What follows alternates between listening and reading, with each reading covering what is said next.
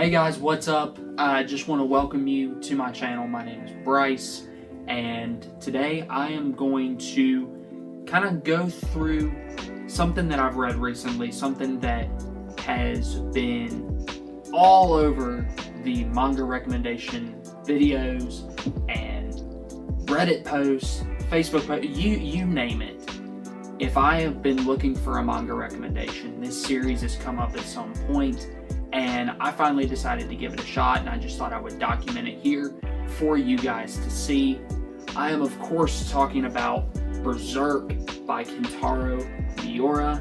I'm going to kind of go through this book by book in the Deluxe editions because I love me a good hardcover comic or manga. And so today we will be talking about the entire Black Swordsman arc, which can be collected in full in the BERSERK Deluxe Edition, Volume 1. So this series was one that I was a bit apprehensive on for a while. I love series set in historical settings, but the dark fantasy element was something that I didn't have a whole lot of experience with. And I have been told that even in the dark fantasy genre, BERSERK is a bit of a doozy. Still, it has been recommended too many times for me not to check it out. And you know what? I'm glad I did. I am really glad that I did, because overall, I had a great time with it. And that's a very good sign, because from what I've heard, the Black Swordsman arc is one of the weaker arcs in BERSERK. Now, I'm not going to break it down chapter by chapter or anything, just because I want people that maybe haven't read BERSERK before, like me, to also be able to find a place in this video and maybe decide if they want to give it a shot for themselves. But I also want to discuss it enough where people that have read the series can also kind of gain something from it and understand what I'm getting at here. So, you know what? Let me get my one major negative out of the way here. And this might be a hot take. I don't really care, because this is just how I feel.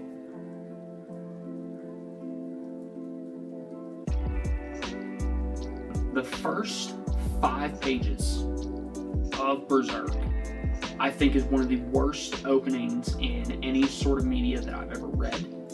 I don't think it adds anything to the story after that, and I think it is there purely for shock value. Now, I've talked to people about this, and I have heard that that was Miura's intention, was to hook you through complete and utter shock. But I'm not a fan. I'm not a fan. I won't go into what the opening is, but it doesn't add anything to the story for me. After the first 5 pages, you kind of pick up with our main character Guts in a town that he's visiting. That, I think, would have been a great opening. And it was great when we got there. So that's really my biggest negative, is I just wish those first 5 pages weren't even there. But that could be just me. I'm interested to hear your guys' thoughts on that. But other than that, I was largely positive on this book. And really my only other negatives are sort of similar to the one I had with the openings. This is a dark fantasy, and it does kind of try to push the envelope on content, particularly content of a graphic nature, and at times I think it went too far. At times I do think it went too far, but once I turned the page, it brought me back to where I wanted to be. And again, you know, that could just be me, and aside from that opening, those moments were things that I was able to get past. But let's finally start talking about some of the things that I loved.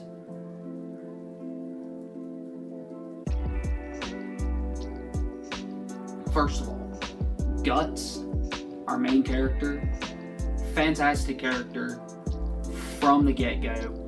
And Miura introduces him in kind of an unconventional way.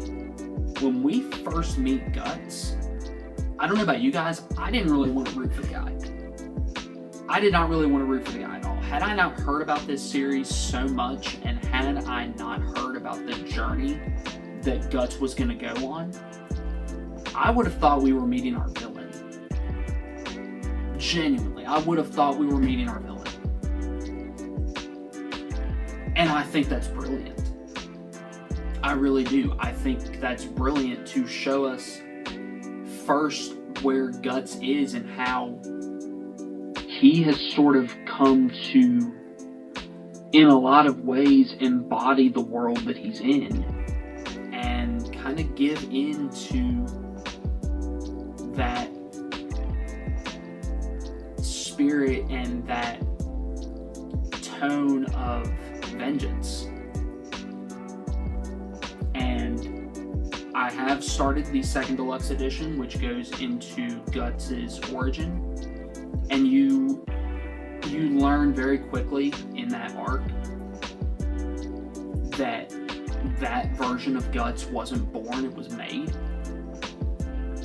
But I do think that introducing him that way is what made me want to continue into that arc where I found out why. And that's one thing that, you know, we've seen in stories before. We've seen in, you know, comics, manga, novels, movies, shows, pretty much any sort of fictional media you can think of. We've seen it before where the why isn't answered right away. It's not told in a linear fashion. But I absolutely think that that was the right move here. Another thing that I thoroughly enjoyed about the arc as a whole was Puck. I thought Puck was honestly, aside from Guts, the best character that was introduced in the arc. Could that be because that was the character that we spent the most time with besides Guts? Yes, possibly. But just like Guts embodied and fed into the tone and the spirit of the world that Berserk inhabits, Puck was the exact opposite.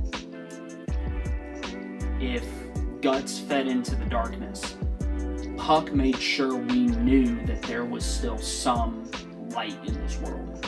And had Puck not been there, I don't know if I would have made it through this arc, because at that point it would have just been totally nihilistic and not even worth reading.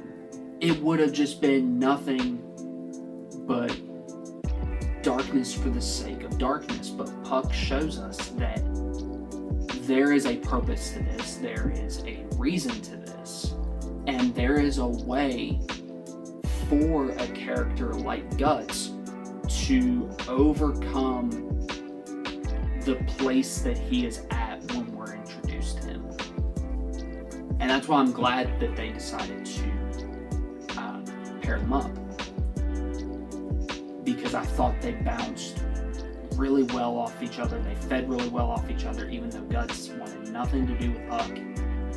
I thought they just worked really well together, and I am so excited to get back to the present day after the origin arc to see what's next for this almost dynamic duo of characters that does not want to be a dynamic duo. The antagonists, absolutely despicable.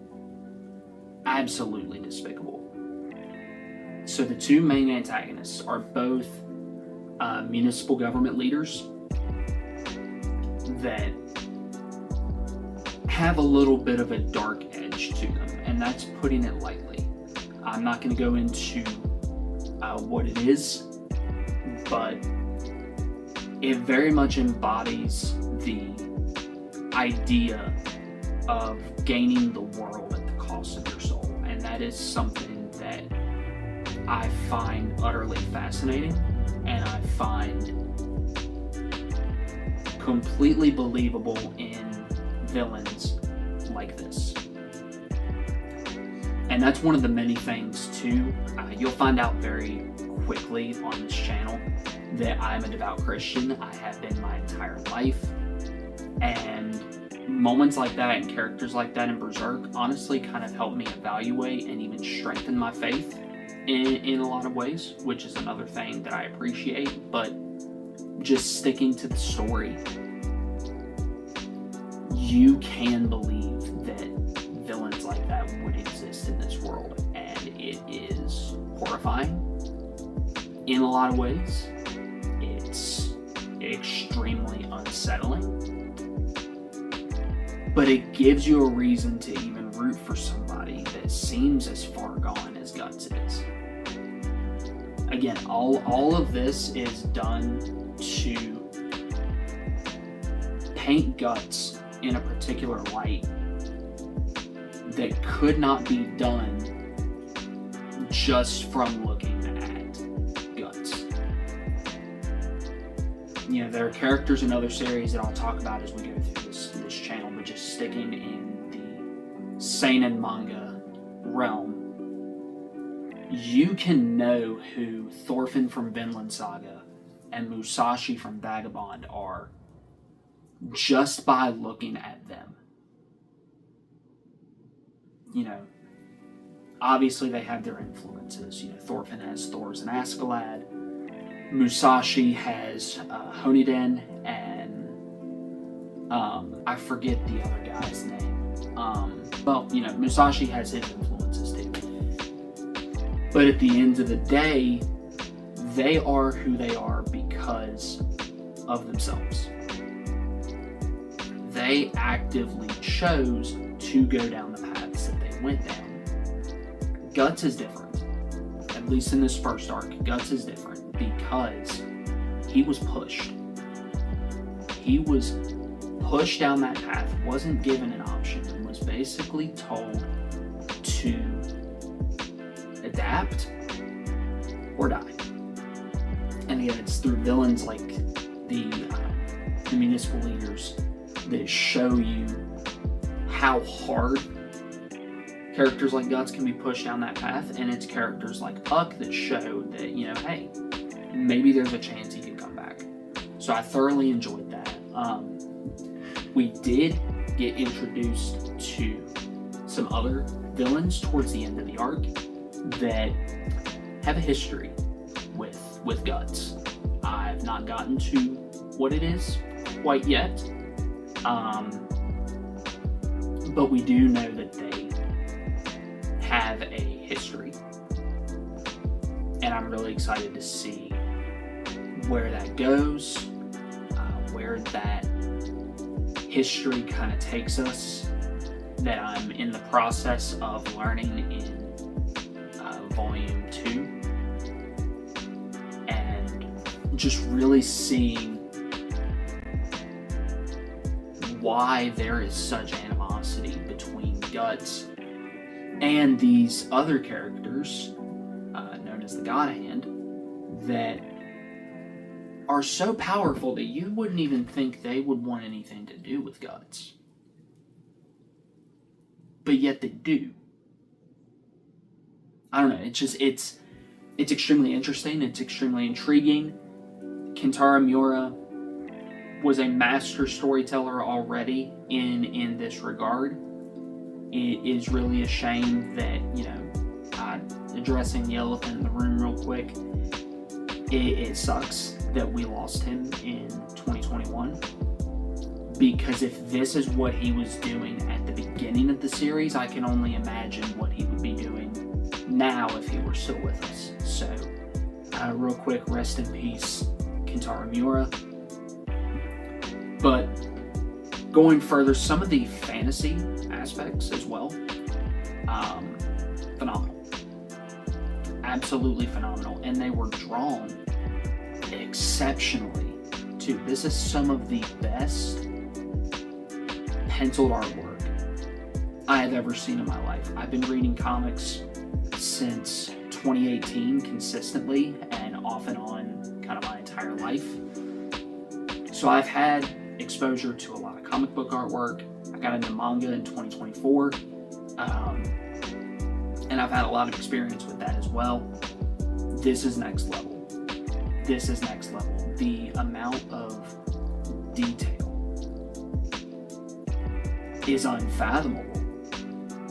Like, I try to picture Miura sitting at his table, his drawing table, putting all of these lines to paper, and it doesn't make sense. It doesn't make sense to me at all. And so why bring up the art during the fantasy section here?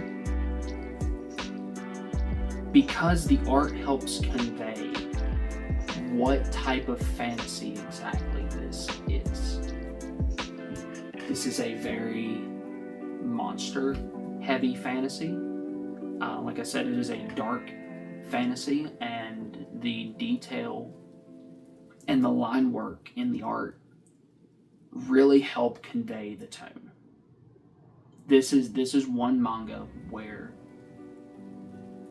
the tone and the vibe of the world can be conveyed. You could have, this book is about 600 pages, 700 pages. You do not need a line of dialogue or a line of narration in all 700 pages of this to convey exactly what type of story that you're reading. I wish I could say more. So much has been said about Berserk's artwork already. I genuinely feel like I am late to the party in this, but that is one thing I will say. You do not need, the dialogue is bonus content, I feel like, genuinely. The narration is bonus content. Because Miura was that skilled of an artist. So now that I've waxed poetically about what I love in the series, somebody out there could say that I rambled. You're probably right. And I've talked about a couple of the negatives that I have, which aren't many. One thing I want to say, as much as I loved this first arc, and as much as I plan to continue, I don't know if you can see behind me, I've already got up through Deluxe Edition Volume 5. Would I recommend this to everybody? No.